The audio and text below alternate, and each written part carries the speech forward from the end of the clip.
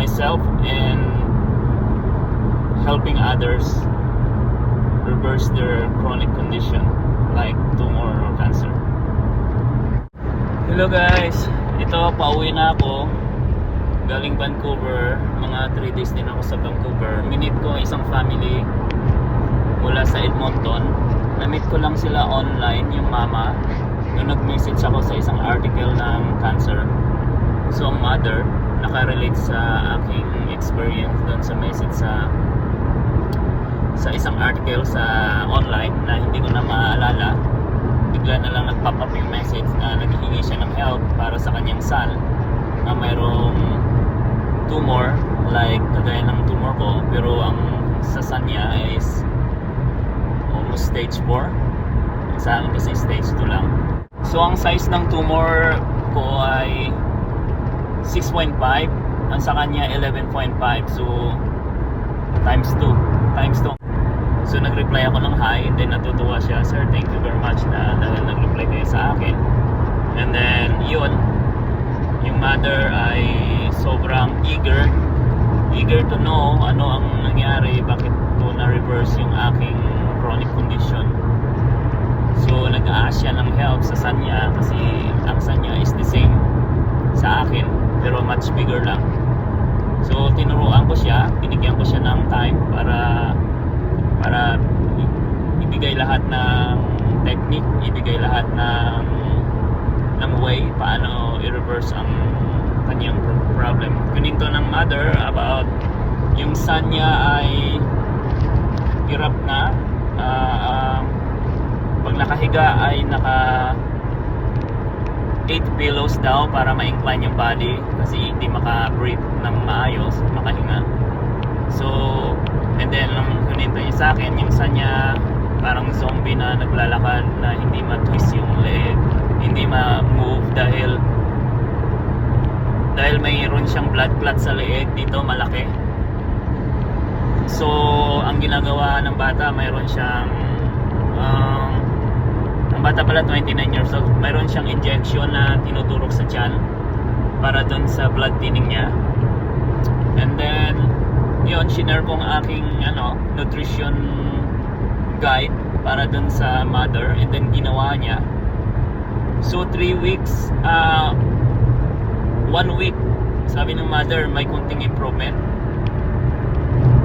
and pinainom niya nun, and then gumaan daw ang pakiramdam. In 2 weeks yung anak niya umayos, laging maayos yung kanyang galaw at nagkaroon ng exercise.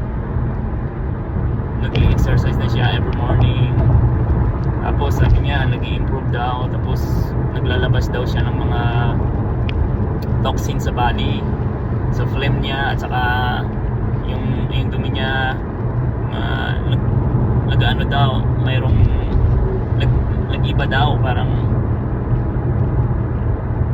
may lumabas na mga toxin talaga sa body niya. So natuwa yung mother,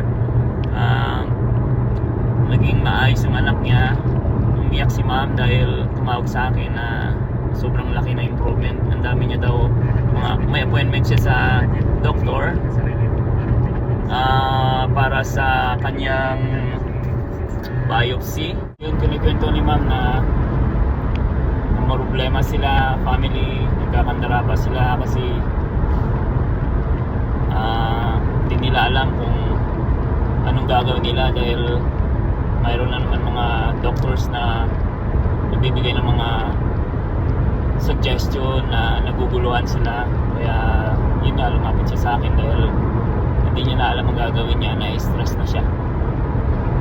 Actually kahapon ng biopsy dapat, pero dahil nag-travel sila sa Vancouver, yung anak niya nakapag-drive na papuntang Vancouver, 12 hours, siguro palitan sila ng dad niya. Yun lang nangyari, nandito sila para maligo lang sa dagat. So na-meet ko siya nung Friday, and then happy kami. So tinuro ko lahat ng mga sekreto ko, tinuro ko lahat ng mga tekniko paano na-reverse yung tumor ko. So ang bata, yung tumor niya around nasa stage 4 almost. Sa akin kasi stage 2 lang. So ngayon nakakausap ko siya, mga mga symptoms na mayroon siya noon, mayroon ako noon, mayroon din siya. The same talaga kami. Kung anong symptoms mayroon ako, may mga itchiness, mayroon din siya. Kung may imagine in wala pang 3 weeks, ang laki na ng improvement. Wala pang 3 weeks actually. So miracle lang nangyari. Same talaga. So ngayon, naligo kami sa dagat kahapon, and then nag-enjoy kami, kwentuhan, tinuro ko lahat ng mga way paano mabilis gumaling. So yun, na-educate na siya kung anong gagawin niya, yung mga masaya. Tapos yung kahapon, marami kaming mga ginawa, nag-swimming, and then nagpunta kami sa farm para mag-pick ng blueberries. So ngayon, nakauwi na sila ngayong Sunday this morning. So going back to Edmonton from Vancouver. So 3 days ako nagstay sa Vancouver dahil gusto ko sila makasama para malaman ko kung anong kondisyon ng bata. So ngayon masaya yung bata, happy siya dahil kahapon kinancel niya yung biopsy niya, and then yung sabi ko tanggalin niya na yung injection niya sa kanyang blood thinning kasi wala na ang kanyang clot dahil doon sa binigay kong recipe na ginagawa nila. So kausap ko nga kahapon yung bata, sinishare niya yung kanyang trabaho. Isa siyang photographer, videographer. Maganda ang kanyang mga ginagawa kasi kumikita din siya. Minsan kung travel siya ng US para lang gagawin yung mga projects niya. At kunento niya rin sa akin na nagpapalipad siya ng airplane, private airplane. So ang dami niya na daw na experience magpalipad ng airplane, mayroon siyang license. So ang ganda ng kwentuhan namin. Kaya kahapon habang naliligo kami sa dagat, sinasabi niya na hindi muna siya makapagpalipad ng airplane dahil nga kailangan niya maayos yung kanyang medical.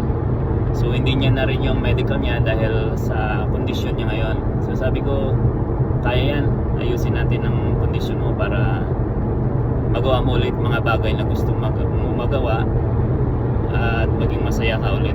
So hopeful naman siya, positive naman siya na umayos ang kanyang health. So nagtitiwala naman siya sa akin. Napakabait na bata si, hindi ko na lang sasabihin yung mga pangalan nila, pero maganda yung story niya talaga. Yun ang success story ko ngayon.